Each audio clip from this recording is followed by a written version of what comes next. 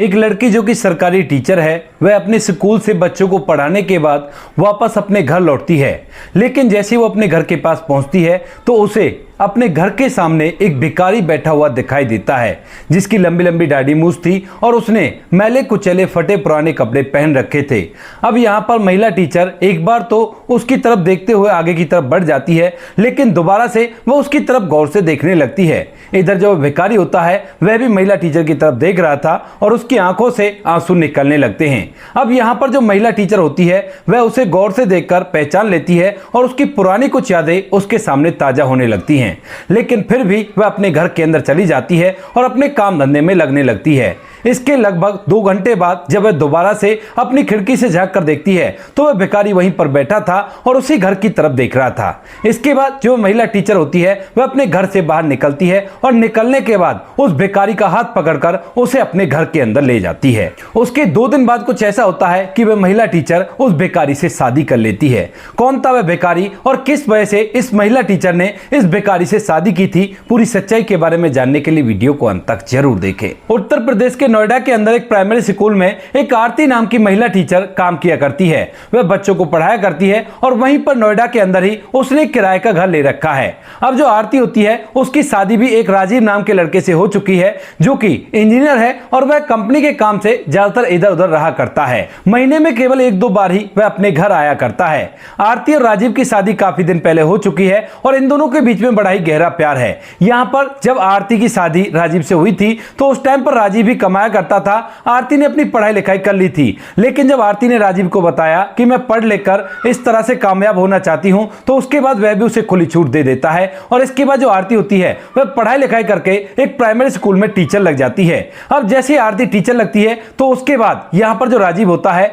वह अपना घर छोड़कर यहाँ पर आरती के साथ रहने लगता है, क्योंकि नोएडा के अंदर ही उसकी पोस्टिंग हुई थी और यहीं पर वह एक किराए का घर लेकर उसके अंदर आरती के साथ रहने लगता है। क्योंकि वह तो यहां से भी ड्यूटी कर सकता है, लेकिन आरती को ड्यूटी में ज्यादा परेशानी ना हो, तो उसी वजह से उसने यहां पर घर ले लिया है। सब कुछ अच्छी तरह से चल रहा था, कोई भी कैसी भी दिक्कत नहीं थी। भले ही राजीव महीने में 2 बार आया करता था, लेकिन उन दोनों के बीच में काफी गहरा प्यार था। अब तभी एक दिन यहां पर जो महिला टीचर होती है उनके ही स्कूल के अंदर एक मुकेश नाम का लड़का होता है, जो कि वहां पर चपरासी का काम किया करता है। अब जो मुकेश होता है वो सभी टीचरों के काम भी किया करता है और साथ में स्कूल में चपरासी का काम भी किया करता है। यानी कि जैसे किसी टीचर को बाहर से कुछ सामान मंगाना हो तो वह मुकेश से बोल दिया करता और मुकेश उस काम को कर दिया करता। इधर जो आरती होती है वह भी जब कभी अपने घर से टिफिन नहीं लाया करती तो मुकेश से बाहर से कुछ खाने के लिए सामान मंगा लिया करती पैसे देकर, और उसके बाद मुकेश उसे लाकर दे देता। इसी तरह से सब कुछ चल रहा था। लेकिन तभी एक दिन जैसे लंच का समय होता है तो आरती मुकेश से बाहर से 3 समोसे मंगवाती है।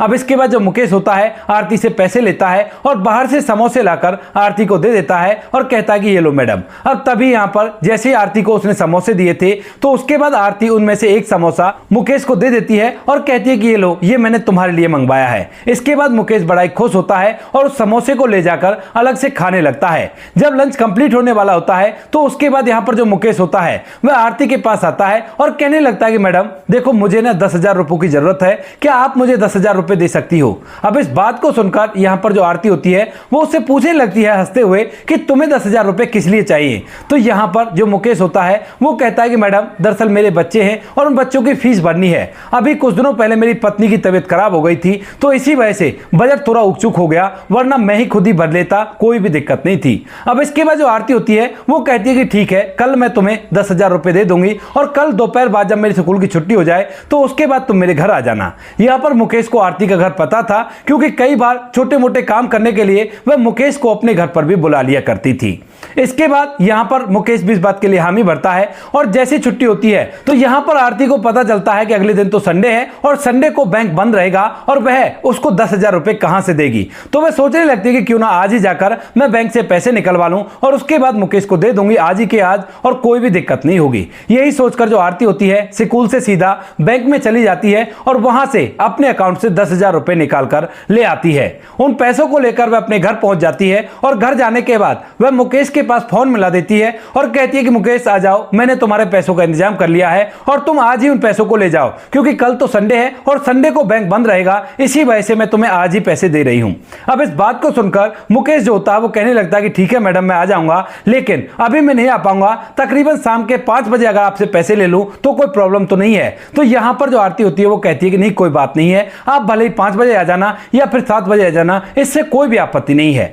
इसके बाद जो मुकेश होता है वो फोन काट देता है और जो उसका काम होता है उस काम को करता रहता है। धीरे धीरे शाम के लगभग 5:30 बज जाते हैं और 5:30 बजे जो मुकेश होता है वह आरती के घर में पैसे लेने के लिए पहुंच जाता है। अब यहां पर वैसे भी वो आता जाता रहा करता था और इसके बाद जैसे वो घर के अंदर चला जाता है तो आरती उसके लिए चाय पानी बनाने लगती है, क्योंकि मुकेश उसकी बहुत ज्यादा मदद कर दिया करता है घर के काम में भी और वैसे भी स्कूल में तो वो सबकी देखरेख किया ही करता है। तो इसके बाद मुकेश वहां पर चाय पीने लगता है, लेकिन जैसे मुकेश चाय पीता है तो उसी दौरान बाहर तेज बारिश होने लगती है और जब बारिश होने लगती है तो यहां पर मुकेश आरती से कहता है कि मैडम देखो बारिश हो रही है और आप ऐसा करो, मुझे पैसे दे दो, मैं बारिश में ही पैसे लेकर निकल जाऊंगा। लेकिन यहां पर आरती जो होती है वह उससे मना करने लगती है, कहती है कि बारिश के टाइम में अगर तुम बाहर निकलोगे तो तुम बीमार हो जाओगे और बारिश में तुम्हें बिल्कुल भी नहीं जाना है, थोड़ी देर वेट करो, थोड़ी देर में बारिश थम जाएगी और उसके बाद पैसे लेकर चले जाना। इसके बाद मुकेश भी उसकी बात को मानता है और वो दोनों वहीं पर बैठकर आपस में बातें करने लगते हैं घर परिवार की।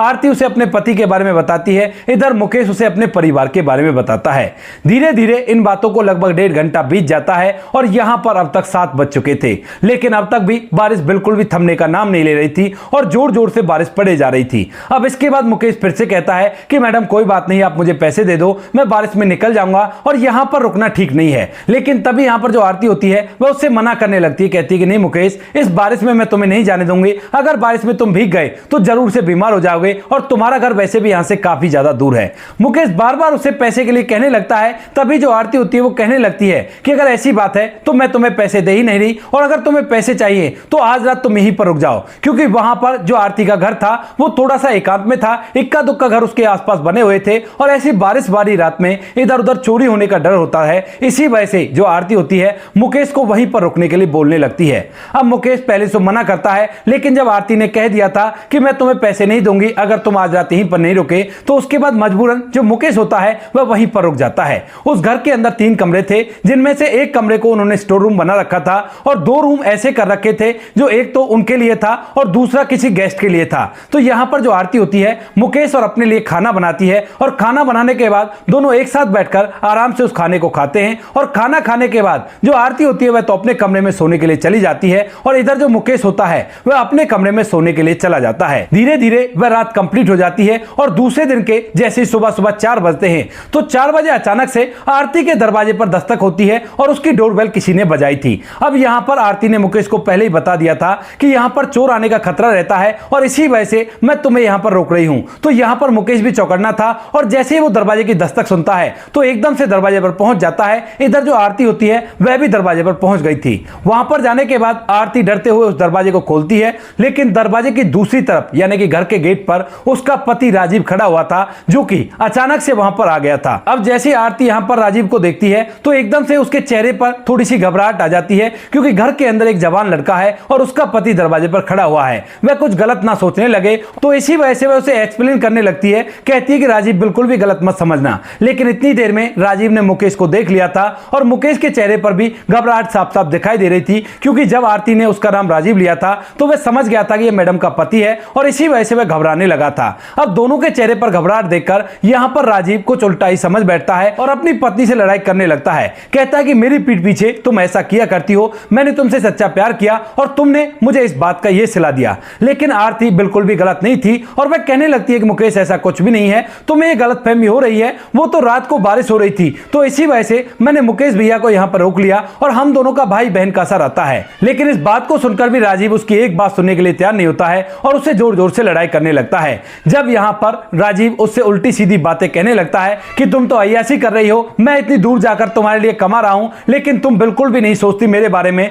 तो उसके बाद यहां पर आरती को गुस्सा आ जाता है और वह अपने पति को धमकाने लगती है। अब इस बात को सुनकर यहां पर जो मुकेश होता है वह देखने लगता है कि इन दोनों के बीच में झगड़ा हो रहा है और उसके बाद जब वह इस झगड़े को निपटाने की कोशिश करता है तो यहां पर राजीव उसे धक्का दे देता है और धक्का लगने की वजह से मुकेश पीछे गिर जाता है। अब जैसे मुकेश को राजीव ने धक्का दिया था तो उसके बाद यहां पर जो आरती होती है वह अपने पति को धमकाने मुस्कुराने लगती है और कहती है कि ठीक है, अगर ऐसी बात है, तुम्हारे दिमाग में ऐसी गंद भरी पड़ी है तो मुझे तुमसे कोई बात नहीं करनी। अब इस बात को सुनकर जो मुराजिब होता है उसे भी थोड़ा सा गुस्सा आ जाता है और वो कहने लगता है कि हाँ हाँ, अब तुम मुझसे क्यों बात करोगी, क्योंकि तुम्हारे पास तुम्हारा यार है ना। लेकिन ये बात सुन लो कि मैं भी अब तुम्हारे साथ नहीं रहना चाहता और मुझे तुमसे तलाक चाहिए। इस बात को सुनकर आरती की आंखों में आंसू आ जाते हैं, लेकिन उसका पति दृढ़ निश्चय कर इस बात को कह रहा था। और यहां पर जैसे ही आरती इस बात को सुनती है तो उसे एकदम से कुछ भी एक्सप्लेन करने का मन नहीं करता है और वो कहती है कि ठीक है राजीव, अगर तुम्हें मुझसे तलाक चाहिए तो बेशक से तलाक ले लेना, लेकिन सुबह सुबह यहां पर हंगामा मत करो और चुपचाप यहां से चले जाओ। इस बात को सुनने के बाद जो राजीव होता है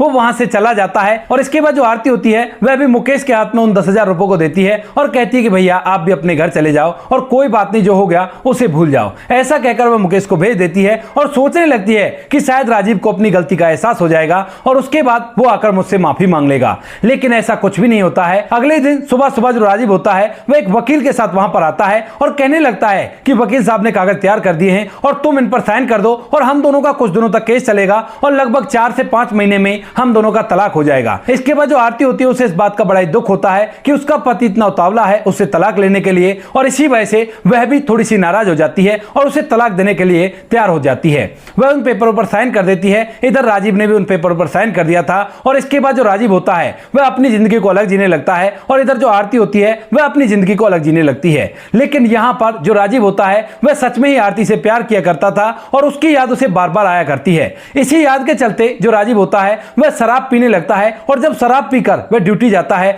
तो उसकी ड्यूटी भी छूट जाती है और ड्यूटी छूटने के बाद वह सीधा अपने घर चला जाता है, अपने माता पिता के पास। यहां पर जब माता पिता के पास वह पहुंचता है तो उसे पता चलता है कि इस तरह से आरती से उसका तलाक हो गया है और उसकी पत्नी ने उसके साथ ऐसा किया है। तो उसके बाद माता पिता को बड़ा ही गुस्सा आता है और वो कहने लगते हैं कि बेटा चल तेरी ससुराल चलते हैं और उसके माता पिता को भी तो ये बताएं करतूत। लेकिन यहां पर बेटा मना कर देता है, कहता है कि नहीं मां, जब मेरा अब उससे कोई ताल्लुकात ही नहीं है तो मैं उसके माता पिता को इस बारे में कुछ भी नहीं बताना चाहता और मुझे उससे कोई भी मतलब नहीं है। ऐसा कहकर वह माता पिता से मना कर देता है और अपने घर में ही रहने लगता है। लेकिन घर के अंदर भी उसे ढेर सारी वो बातें याद आया करती हैं। जब शादी होने के बाद आरती यहां पर आई थी और उन दोनों की पहली मुलाकात एक दूसरे से हुई थी, वो एहसास होने लगता है जब उन दोनों ने एक दूसरे को पहली बार देखा था। इन बातों को देखते हुए यहां पर जो राजीव होता है वह वहां से भी उस घर को छोड़कर दोबारा से किसी शहर में चला जाता है, घर वालों से नौकरी का बोलकर, लेकिन वह नौकरी नहीं करता है। यहां पर आने के बाद उनके पास जितने भी पैसे होते हैं उन सभी पैसों की वो शराब पी जाता है और शराब पीने के बाद अब उसकी हालत ऐसी हो गई है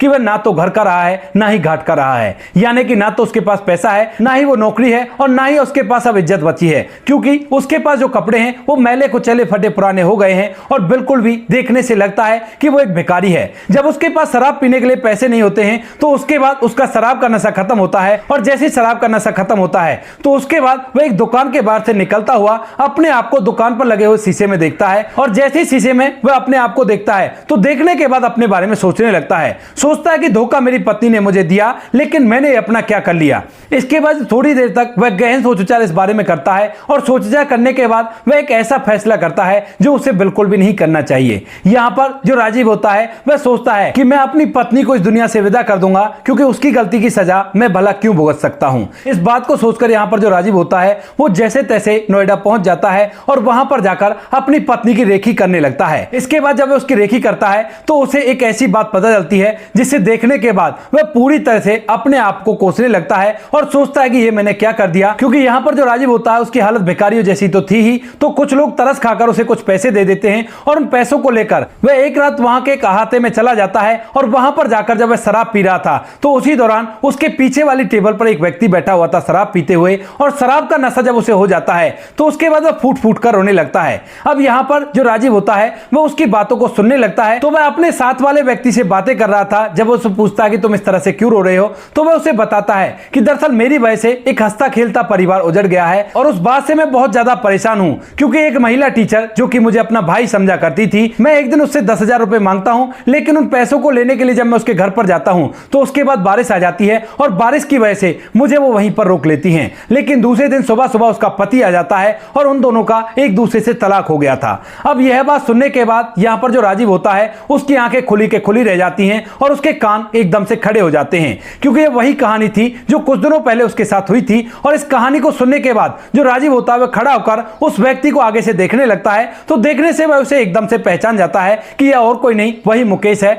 जो मुकेश मुकेश उस दिन उसके घर में मिला था और जिसको उसने अपनी पत्नी का प्रेमी समझ लिया था। इसके बाद जो राजीव होता है वह उस मुकेश से पूछने लगता है कि भाई ये बताओ कि सच में ही तुम्हारे उस महिला टीचर के बीच में कुछ भी नहीं था। तो यहां पर मुकेश राजीव को देखकर नहीं पहचान पाता है क्योंकि उसकी लंबी लंबी दाढ़ी बड़ी हुई है और वह फिलहाल नशे में भी था। तो इसी वजह से वह कहता है कि हाँ भाई सच में वो मेरी बहन जैसी है और मैं केवल 10,000 रुपए लेने के लिए वहां पर गया था। आज तक भी उस दिन के बाद मैं उनका सामना नहीं कर पाता हूं और वो 10,000 रुपए भी मैंने किसी दूसरे के हाथों उन्हें दिलाए थे क्योंकि मेरी वजह से उनका जीवन पूरी तरह से बर्बाद हो गया। अब उस दिन के बाद उनके चेहरे पर वो हंसी दिखाई नहीं दे रही और इस बात से मैं अपने आप को बार बार कोसा करता हूं। जैसे इस बात को राजीव सुनता है तो उसे अपनी गलती का एहसास होता है और उसकी आंखों से आंसू टपकने लगते हैं। इसके बाद जो राजीव होता है वह दूसरे दिन दोपहर के समय वहां पर जाकर बैठ जाता है जिस घर के अंदर आरती रहा करती है और वहां पर बैठकर अपनी पत्नी के आने का वेट करने लगता है। जैसे दिन के 2 बजते हैं तो 2 बजे आरती अपने स्कूल की छुट्टी करके वहां से वापस लौट रही है और अब सभी लोग जाना पहचाना करते हैं कि यह कभी मुस्कुराया नहीं करती है।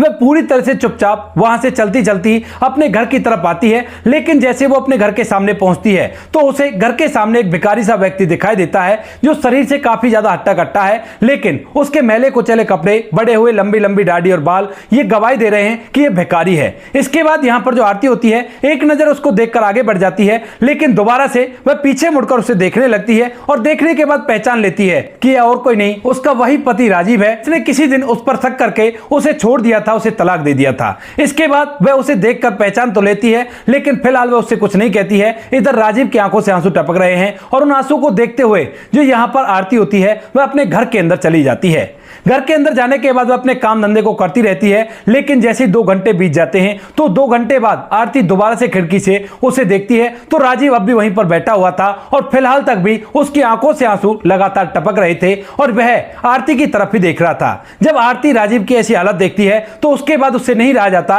क्योंकि उसने भी कभी उससे प्यार किया था। और इसके बाद जो आरती होती है वह अपने घर से बाहर निकलती है और उसका हाथ पकड़कर उसे घर के अंदर ले जाती है। अड़ोसी पड़ोसी इसको देख रहे हैं कि यह भिखारी को इस तरह से क्यों ले जा रही है, लेकिन उससे कुछ भी नहीं कह पाते हैं। अंदर ले जाने के बाद वह उसे बैठने के लिए इशारा करती है तो राजीव उस सोफे पर बैठ जाता है जो सोफा कभी राजीव और आरती ने पसंद करके खरीदा था और उस पर बैठते हुए भी उसकी आंखों से आंसू टपक रहे हैं, लेकिन वह उससे कुछ नहीं कह पाता है। इधर जो आरती होती है वह उसके लिए चाय बनाकर लाती है और चाय के कप उसके सामने कर देती है। राजीव जो होता है उस कप को पकड़ लेता है और पकड़ने के बाद उस चाय को पीने लगता है। थोड़ी देर तक दोनों एक दूसरे को देखते रहते हैं और दोनों की आंखों से आंसू टपकते रहते हैं। इसके बाद यहाँ पर जो आरती होती है वो कहने लगती है कि अब क्यों आए हो तुम यहाँ पर, अब क्या रह गया तुम्हारा। तो इसके बाद जो राजीव होता है वह एकदम से अपनी पत्नी आरती से माफी मांगने लगता है। कहता है कि आरती मैं माफी के काबिल तो नहीं हूं, लेकिन फिर भी अगर तुम मुझे इस लायक समझती हो तो एक बार मुझे माफ कर देना। इसके बाद जो आरती होती है वह भी इस बात को देखकर हैरान है कि राजीव का हुलिया ऐसे कैसे हो गया,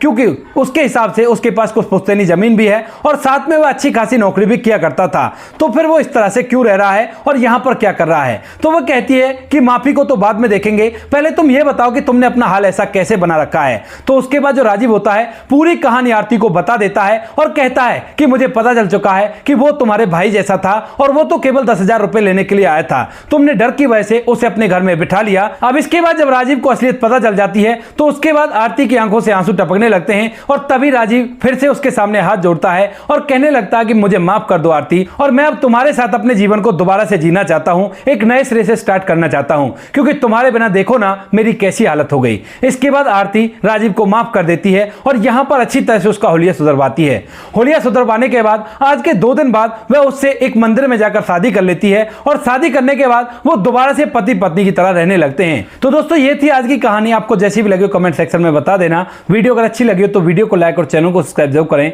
ताकि हमें थोड़ा सा हौसला मिल सके आप लोगों के लिए ऐसी अच्छे वीडियो बनाने के लिए। इन कहानियों को सुनाने का उद्देश्य किसी को परेशान करना बिल्कुल भी नहीं है। ये कहानी आपको इसलिए सुनाई जाती है ताकि आप लोग इन कहानियों में से कुछ ना कुछ सीख सको और अपने जीवन में उस चीज को अप्लाई कर सको। मिलते हैं किसी नेक्स्ट वीडियो नए टॉपिक के साथ, तब तक के लिए जय हिंद, जय भारत,